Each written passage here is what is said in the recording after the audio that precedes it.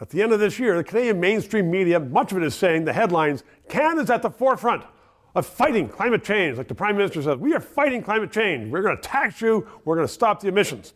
My view is that there is climate change, but no matter what Canada does, it's not going to change it. But Dan McTeague may have another view. He joins me right now. He's a longtime Liberal MP. You are a critic of the government and the gas prices. But really, the mainstream media, they have this built-in bias all the time saying, we are there, we are noble, we are fighting climate change. I've run into people saying, well, Canada's doing a great job fighting climate change. I don't think it's doing anything to fight climate change, except for tax our people and make their lives miserable. And believe that they can tax to change the weather, which is what you're really talking about at the end of the day. Science aside, the concept of clean energy is not new.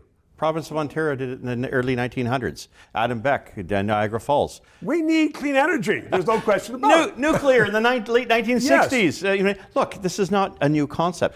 The oil and gas sector, no fans of mine, no friends of theirs. I don't get paid by them. I don't like them. They don't like me, especially when my predictions cause them 50, 60, 70 million bucks a year in economic loss by those predictions. But they have dropped methane emissions 1/3 in the past 20 years. I only know 4 other countries that have done that. It's nice to do. There's no question about that. It's pollution. Stop pollution. And that is great. But are we aren't going to change, Canada's not going to change the climate.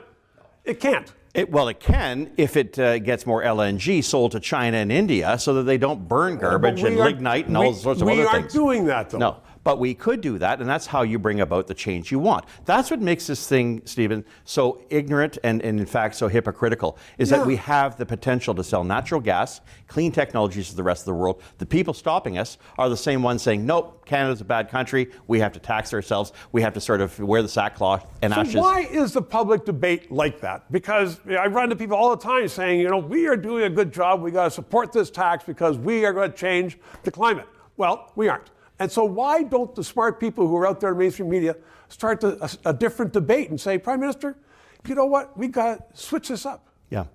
Well, I think we haven't hit the wall yet economically. The prescription for Canada lessening its emissions is extraordinary economic harm.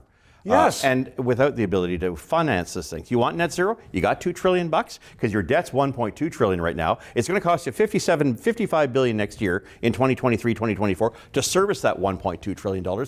At the end of the day, we need to get real. We have to hit bottom, though, before Canadians start to realize? Yes, we do. Canadians need a good smack in the side of the head in many respects because they do not believe that the politicians at this point are doing anything but the good for them when it comes down to public policy. At the end of all of this, I think what we really need to see, more than misery for consumers, is a recognition that we've been led astray on Canada in its role with respects to emissions. We've done a great job. By the way, we're talking emissions. Let's talk about all emissions. Let's talk about your SOx, your NOx, all these other wonderful sulfur. We've tackled those. We've won those. We're a clean country. Get with the program, Canadians.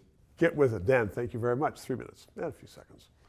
A number of people tell me I am no longer a Liberal. I am a Liberal, and this station is not about Liberal or Conservative politics, nor about left or right politics. It is about efficient government and honest government and getting the best way to help people in Canada. That is why we are not paid by the government, and that is why we're looking for your support. Press subscribe, and if you can make a donation, we appreciate it.